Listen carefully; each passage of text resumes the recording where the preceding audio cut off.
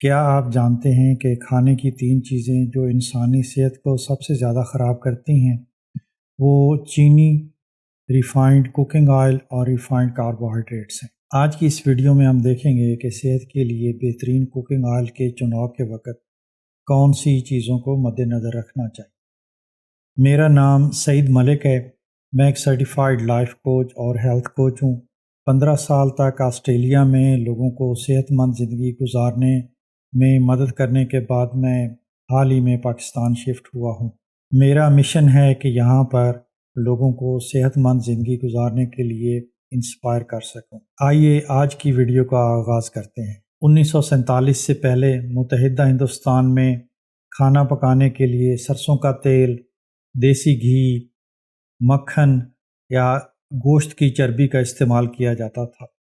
کچھ ریاستوں میں ناریل کا تیل اور تلوں کا تیل بھی استعمال ہوتا تھا۔ 1950s اور 1960s میں بناسپتی گھی کی امپورٹ شروع کی گئی اور 1970 کے بعد ملیشیا اور انڈونیشیا سے پام آئل کی امپورٹ شروع کی گئی۔ اس کے بعد یہاں پر ریفائنڈ کوکنگ آئل کی انڈسٹری جو ہے وہ ڈیولپ ہونا شروع ہوئی اور بہت سے تیل جن میں کنولا آئل ہے، سورج مکھی کا تیل ہے اور دیگر سبزیوں کے تیل جو ہیں وہ بننا شروع ہوئے۔ اکثر ایسا دیکھا گیا ہے کہ جب بھی کسی ملک میں کوکنگ آئل کا استعمال جو ہے وہ عام ہوتا ہے تو تقریباً 20 یا 30 سال کے بعد جو ہے وہ کرونک ڈائزیزز اور نان کمیونیکیبل ڈائزیزز جو ہیں وہ بہت زیادہ ہو جاتی ہیں۔ امریکن ہارٹ ایسوسی ایشن نے 1960s میں ریفائنڈ کوکنگ آئل کو ریفر کرنا شروع کیا، جس کے نتیجے میں 1980s اور 1990s میں امریکہ میں موٹاپے اور ٹائپ 2 ڈائبٹیز کی شرح جو ہے وہ خطرناک حد تک بڑھ گئی۔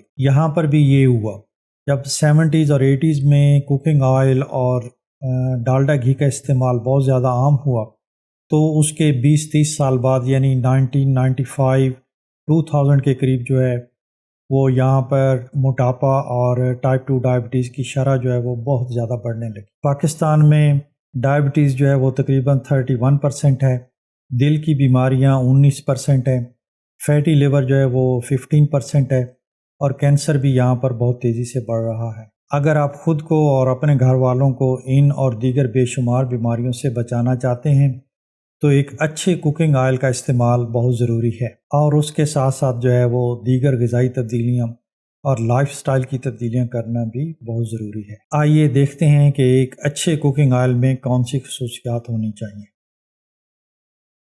سب سے اہم اور پہلی چیز جو ہم کوکنگ آئل یا ڈالڈا گھی میں دیکھتے ہیں وہ یہ ہے کہ اس میں ٹرانس فیٹ نہیں ہونی چاہیے۔ ٹرانس فیٹ جو ہے یہ ایک قسم کی غذائی چکنائی ہے، اور جتنی بھی چکنائیاں ہیں ان میں سب سے خطرناک ہماری صحت کے لیے یہی ٹرانس فیٹ ہے۔ ٹرانس فیٹ اس وقت بنتا ہے جب مائع تیل میں سے ہائیڈروجن کو گزار کر ڈالڈا گھی، ویجیٹیبل شارٹننگ یا مارجرین وغیرہ بنایا جاتا ہے۔ ٹرانس فیٹ اس وقت بھی بنتا ہے جب ہم کھانے کو بار بار گرم کرتے ہیں، خاص طور پر اگر یہ کھانا جو ہے وہ ریفائنڈ کوکنگ آئل میں بنایا گیا ہو۔ ٹرانس فیٹ ہماری صحت کو کیسے نقصان پہنچاتا ہے؟ یہ خراب کولیسٹرول کو بڑھاتا ہے اور اچھے کولیسٹرول کو کم کرتا ہے، دل کی بیماریوں کا خطرہ بڑھاتا ہے، سوزش یعنی انفلیمیشن پیدا کرتا ہے، انسولین کے نظام میں خرابی پیدا کرتا ہے۔ اس کے علاوہ یہ موٹاپے اور پیٹ کی چربی میں بھی اضافہ کرتا ہے۔ کلینیکل نیوٹریشن میں 2021 میں شائع ہونے والی ایک بہت بڑی میٹا انالیسس اسٹڈی میں، جس میں 10 لاکھ سے زیادہ لوگ شامل تھے، انہوں نے یہ نتیجہ اخذ کیا کہ صرف 1% کیلوریز اگر آپ ٹرانس فیٹ سے لیتے ہیں تو دل کی بیماریوں کا خطرہ جو ہے وہ 6% بڑھ جاتا ہے۔ یہ 1% کیلوریز جو ہیں ٹرانس فیٹ کی وہ تقریباً 2.2 گرام کے برابر ہوتی ہیں۔ یعنی اگر آپ روزانہ ڈالڈے گھی سے تلا ہوا ایک پراٹھا کھا رہے ہیں اور اس پر ڈالڈا گھی جو ہے وہ ایک چائے کے چھوٹے چمچ کے برابر آپ نے لگایا ہے جو کہ 4 گرام بنتا ہے، تو اس تحقیق کے مطابق جو ہے آپ کے دل کی بیماریوں کا خطرہ جو ہے وہ تقریباً 10-12% جو ہے وہ بڑھ جاتا ہے۔ اب سوال یہ پیدا ہوتا ہے کہ اگر یہ ہماری صحت کے لیے اتنا ہی خراب ہے تو فوڈ انڈسٹری میں یہ کیوں استعمال ہوتا ہے؟ اس کی ایک وجہ تو یہ ہے کہ یہ کافی سٹیبل ہوتا ہے، اتنی جلدی یہ خراب نہیں ہوتا۔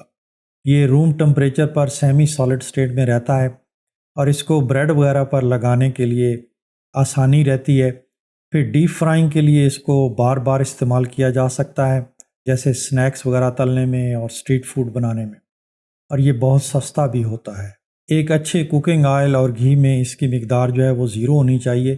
بہت سے ممالک میں اس پر پابندی بھی لگ چکی ہے، لیکن فوڈ انڈسٹری جو ہے پھر بھی لوپ ہولز ڈھونڈ لیتی ہے، جس کی وجہ سے یہ بہت سے فوڈ میں ابھی بھی شامل ہے۔ باہر کھانا کھاتے وقت دھیان رکھیں، کیونکہ زیادہ تر ہوٹلز اور تقریباً تمام اسٹریٹ فوڈز میں ٹرانس فیٹ جو ہے وہ موجود ہوتے ہیں۔ دوسری اہم چیز جو اچھے کوکنگ آئل یا گھی کے چناؤ کے وقت ہم مد نظر رکھتے ہیں، وہ اس میں اومیگا 6 اور اومیگا 3 کا بیلنس ہے۔ اومیگا 6 اور اومیگا 3 جو ہے یہ اسینشل فیٹی ایسڈز ہیں۔ اسینشل کا مطلب یہ ہے کہ ہمارا جسم جو ہے باقی خوراک کے اجزاء سے ان کو بنا نہیں پاتا، اس لیے ہمیں اپنی خوراک میں اومیگا 6 اور اومیگا 3 جو ہے وہ مہیا کرنا پڑتے ہیں۔ دونوں صحت کے لیے بہت اہم ہیں، مگر ان کے کردار مختلف ہیں۔ لیکن اس سے بھی زیادہ جو اہم چیز ہے وہ ان کا بیلنس ہے۔ اومیگا 6 فیٹی ایسڈ کے اہم کردار جو ہیں وہ جسم میں توانائی کی پیداوار، جلد اور بالوں کی نشو و نما، ہڈیوں کی صحت، ہارمونز کی ترتیب وغیرہ ہیں۔ اومیگا 3 فیٹی ایسڈ جو ہیں یہ ٹرائی گلیسرائڈ، بلڈ پریشر اور شریانوں میں جمی چکنائی کو کم کرتے ہیں۔ اس کے علاوہ یہ دماغی افعال اور نشو و نما کے لیے ضروری ہیں۔ پھر جوڑوں، شریانوں اور دماغ کی سوزش کو کم کرنے میں یہ مددگار ہوتے ہیں۔ یہ ڈپریشن اور انگزائٹی میں بھی مدد فراہم کرتے ہیں، اور آنکھوں کی صحت کے لیے بھی یہ بہت ضروری ہے۔ کوکنگ آئل کے استعمال سے پہلے انسانی خوراک میں اومیگا 6 ٹو اومیگا 3 کی جو ریشو ہے وہ 4:1 ہوتی تھی، لیکن اب یہ بڑھ کر 15:1 یا 20:1 اور بعض اوقات جو ہے یہ 30:1 تک بھی پہنچ جاتی ہے۔ اومیگا 6 اور اومیگا 3 کے اس بیلنس کے خراب ہونے کی وجہ سے جسم میں جو انفلیمیشن ہے وہ بہت زیادہ بڑھ جاتی ہے، جس سے دل کی بیماریاں، موٹاپا اور آٹو امیون بیماریاں جو ہیں یہ بہت بڑھ جاتی ہیں۔ اس کے علاوہ ذہنی امراض اور موڈ ڈس آرڈرز بھی بہت زیادہ بڑھ گئے ہیں۔ ریفائنڈ کوکنگ آئل جو ہیں یہ ہماری غذا میں اومیگا 6 کا سب سے بڑا ذریعہ ہے۔ ایک صحت مند اور متوازن غذا کے لیے ہمیں ان تیلوں سے پرہیز کرنا چاہیے۔ دیسی گھی اور کولڈ پریس ورجن آئلز جو ہیں ان میں اومیگا 6 کی مقدار جو ہے وہ بہت کم ہوتی ہے، اور ان کا غذائی پروفائل بھی بہت زیادہ بہتر ہوتا ہے۔ اومیگا 6 اور اومیگا 3 کا بیلنس ہماری صحت کے لیے کتنا ضروری ہے، اس کے لیے ہم ایک سائنسی تحقیق کو دیکھتے ہیں۔ 2024 میں ای لائف میں شائع ہونے والی ایک بہت بڑے UK کے بایو بینک اسٹڈی نے تقریباً 85,000 لوگوں کو 13 سال تک ٹریک کیا۔ جن افراد کے خون میں اومیگا 6 ٹو اومیگا 3 کی ریشو جو ہے وہ زیادہ تھی، ان میں مجموعی اموات جو ہیں وہ تقریباً 26% زیادہ تھیں۔ دل کی بیماریوں سے اموات جو ہیں وہ 31% زیادہ تھیں، اور کینسر سے اموات جو ہیں وہ 14% زیادہ تھیں۔ ایک اور اہم چیز جو تیل کے چناؤ کے وقت ہمیں دیکھنی چاہیے وہ یہ ہے کہ یہ کس طریقے سے بنایا گیا ہے۔ تیل کے بنانے کے عمومی طور پر 2 طریقے ہیں۔ ایک انڈسٹریل پروڈکشن ہے، اس طریقے سے بنائے گئے تیلوں کو ہم ریفائنڈ کوکنگ آئل کہتے ہیں۔ دوسرا طریقہ جو ہے یہ صدیوں پرانا طریقہ ہے، جس کو ہم کچی گھانی کے تیل یا کولڈ پریس آئل کہتے ہیں۔ ریفائنڈ کوکنگ آئل جو ہے یہ ماڈرن انڈسٹری میں بنائے جاتے ہیں۔ اس طریقے میں بیجوں سے تیل نکالنے کے لیے بہت زیادہ ہیٹ کا استعمال کیا جاتا ہے، اور پھر کیمیکل سالوینٹ جیسے ہیکسین وغیرہ ہے وہ بھی استعمال کیے جاتے ہیں۔ اس طریقے سے تیل بنانے کے لیے ان کو مختلف مراحل سے گزارا جاتا ہے، جن میں بلیچنگ ہے، ڈی آڈرائزنگ ہے اور فلٹرنگ وغیرہ ہے۔ اس طریقے سے جو تیل بنتے ہیں ان کی شیلف لائف جو ہے یعنی ان کی ایکسپائری ڈیٹ جو ہے کافی لمبی ہوتی ہے، اور دوسرا ان میں جو سمیل ہے وہ بھی تقریباً ختم ہو چکی ہوتی ہے۔ دکانوں میں ہمیں عام طور پر جو سویا بین کے تیل ہے، کنولا آئل ہے، کارن آئل ہے، سورج مکھی کا تیل ہے، یا ویجیٹیبل آئل کے نام سے جو تیل بیچے جاتے ہیں، وہ سارے جو ہیں یہ ریفائنڈ کوکنگ آئل کی قسمیں ہیں۔ یہ تیل ہماری صحت کے لیے مفید نہیں ہے، کیونکہ ان میں آکسیڈائزڈ کمپاؤنڈ جو ہیں وہ موجود ہو سکتے ہیں۔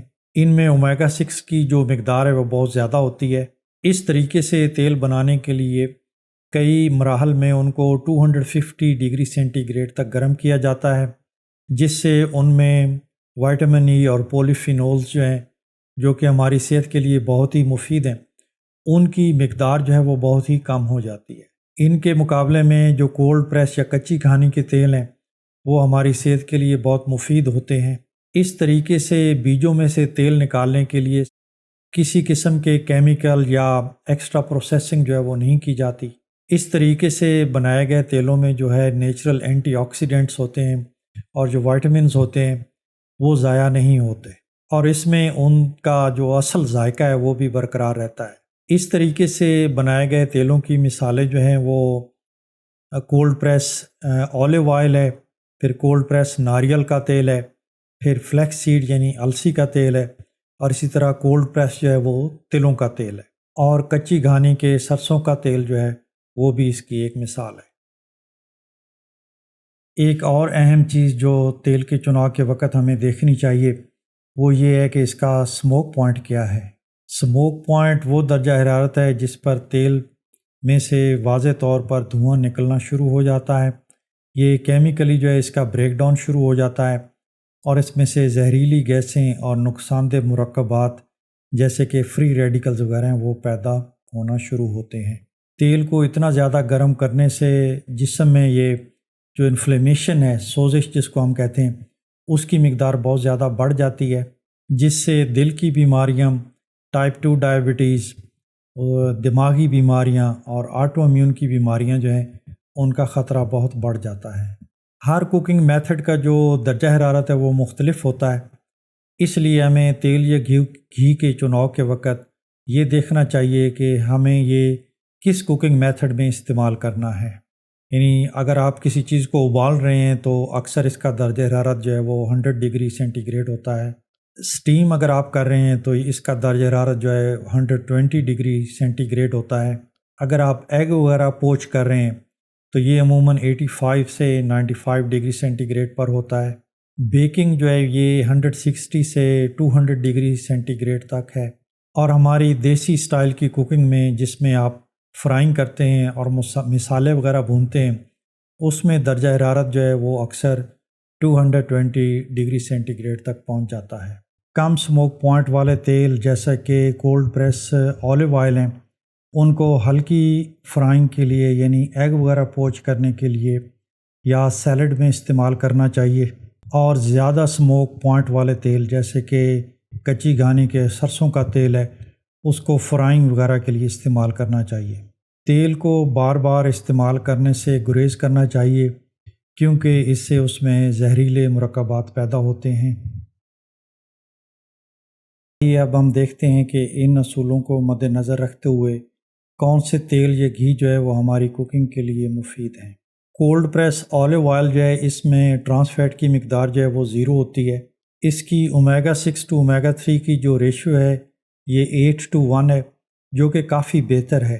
اس کا سموک پوائنٹ جو ہے وہ 180 یا 190 ڈگری سینٹی گریڈ ہوتا ہے، اسی لیے اس کو ڈیپ فرائنگ کے لیے استعمال نہیں کیا جانا چاہیے، بلکہ اس کو لائٹ کوکنگ کے لیے جیسے ایگ وغیرہ آپ بنا رہے ہیں تو اس میں استعمال کر سکتے ہیں، یا سیلڈ پر اس کو ڈال کر استعمال کیا جا سکتا ہے۔ خالص دیسی گھی میں جو ٹرانس فیٹ کی مقدار جو ہے وہ 0 ہوتی ہے۔ اس کی اومیگا 6 ٹو اومیگا 3 کی ریشو جو ہے وہ 1.5 to 1 ہے، جو کہ بہت ہی زیادہ اچھی ہے۔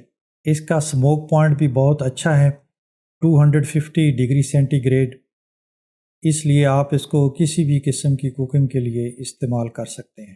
کچی گھانی کے سرسوں کے تیل یعنی مسٹرڈ آئل میں بھی جو ٹرانس فیٹ کی مقدار ہے وہ 0 ہوتی ہے۔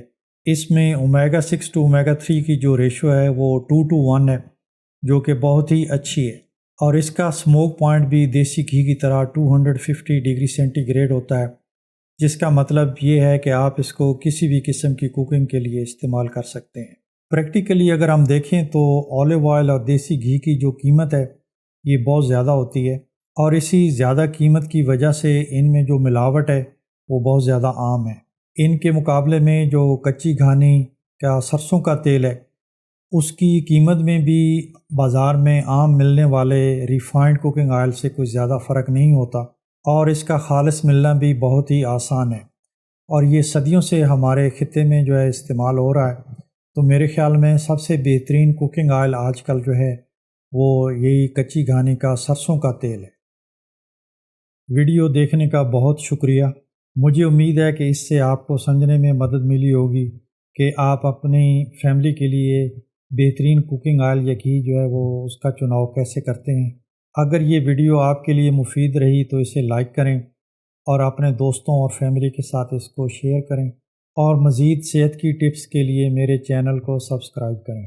اور اگر آپ کے کوئی سوالات ہیں یا آپ شیئر کرنا چاہتے ہیں کہ آپ کون سا کوکنگ آئل استعمال کرتے ہیں تو نیچے کمنٹ کریں، مجھے آپ کی رائے جان کر بہت خوشی ہوگی۔